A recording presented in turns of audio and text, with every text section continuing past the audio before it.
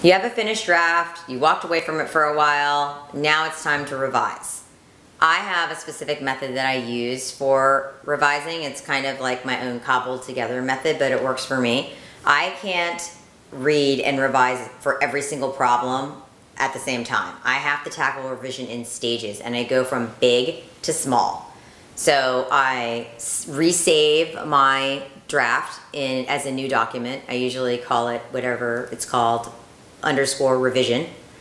And then I get a pad of paper because I'm going to make notes in the revision in the actual document, and I'm going to make notes on my pad. I start with big things. Anything that needs to be cut, I will highlight in the actual document in a specific color. And maybe I don't cut it right then, maybe I won't cut it at all, but I highlight it for now. If there's places where I know I need to add, like I forgot a really important clue, I forgot to mention something, I didn't describe a character, I will either track changes or just make a note in text. I usually just use red and I write, describe Jared, describe Kennedy, and I keep going. So for me, the first step is just marking up my draft so I know what my biggest issues are.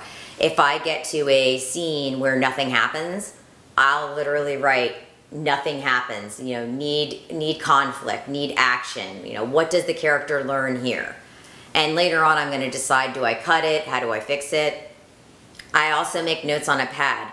If I notice that I've kind of dropped a subplot, or maybe I feel like the character arc is really weak, since that isn't something that I can note everywhere in the draft, I will just write, check Kennedy's character arc, or what does Kennedy want? Reader doesn't know what the obstacles are. So I will make notes also on a pad. Once I've kind of marked up the entire thing, then I go back and I do the cuts that I know need to be made. I do the adds that I know I need. Sometimes there's transitions that are left out. I'll write those in. Anything that's easy, that's not going to be, super labor intensive. Sometimes you have to move things around. You realize that they should have found the treasure chest right after chapter 3, not in the end of act 2. And those are also, I call them cuts and moves, but those are tricky. So I'll also do that where I'll cut and move pieces of whole blocks of text. But when I do that, I do highlight them in a color so that I remember that I moved them, because obviously that would require some smoothing out. Sometimes you have to go back and change your timing a little bit if you move something. If I have to do character work and I feel like it's gonna be on a micro level, I might just make notes saying like, here's a great place to mention Kennedy's family. Here's a great place for a memory. Here's an opportunity for more romance, add more romance, that sort of thing. And anything quick and easy and down and dirty, I do right in the moment. Anything that I feel like I'm gonna struggle with or is gonna slow me down, I'm gonna do in the next round. And the next round is the smaller things. I go back, I've got things moved, I have my cuts, I might have a lot of stuff to add. I go back and finish whatever else I need to add, anything new I need to write. Details that I might need to add. Maybe I have a great romance scene, but it needs a little bit more swoon. So I go in and add those things. I am still at this point not dealing with punctuation or spelling unless it's super obvious. I'm not polishing all the sentences. I'm really dealing with content. If you didn't make an outline, this is a time to make one. Because if you make an outline, you're gonna be able to see where you have plot holes, or if you have things in the wrong place.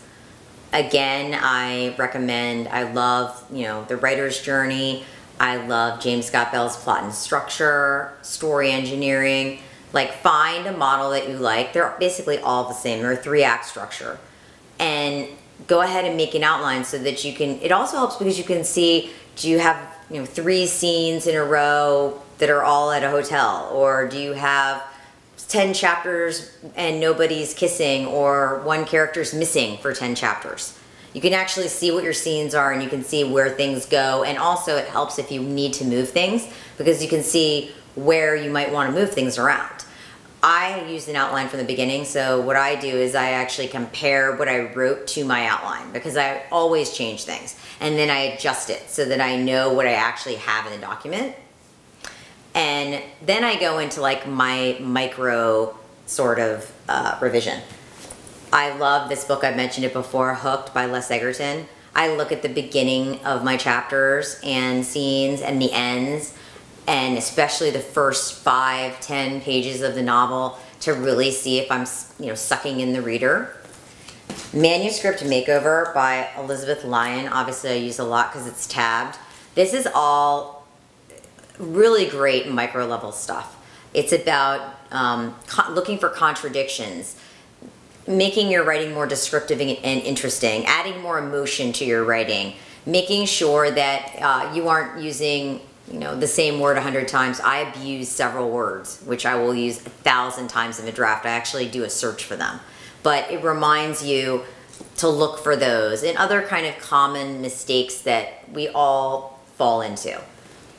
And this one is called Writing for Emotional Impact by Carl Iglesias. This one is also well tabbed. This is a really cool book because it talks about adding drama and conflict and emotional drama to your manuscript.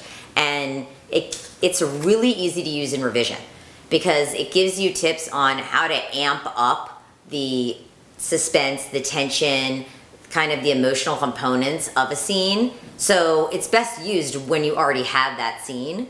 And what I do is I just go in and look, and it talks about specific emotions too, like if you're trying to elicit fear or empathy or sadness, it's kind of some of the hallmarks of those feelings, both internally in terms of what is your body experience to behaviors that people commonly exhibit when they're feeling that way.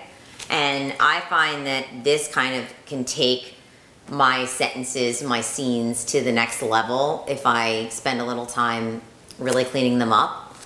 I also go back at this point and I look for the abused words. I look for clunky sentence structure, awkward wording, errors in grammar and punctuation that aren't intentional. I make a lot of intentional errors in grammar when I'm writing dialogue and that sort of thing to stay in the character's voice.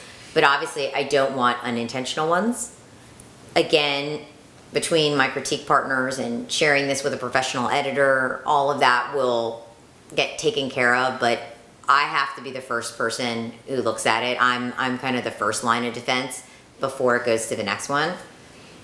So I think if you work from big to small and you work in layers, it makes a revision much less daunting. When Margie and I were revising Beautiful Creatures, the first book that I ever wrote, it was really overwhelming to get a giant book back and have notes and know there were things wrong or things that needed to be moved around and have no idea how to go about doing that. And over time, we kind of came up with techniques that work for us. And for me, going from big to small is really the way to go, and tackling different issues at different times. So good luck. I know you can do it.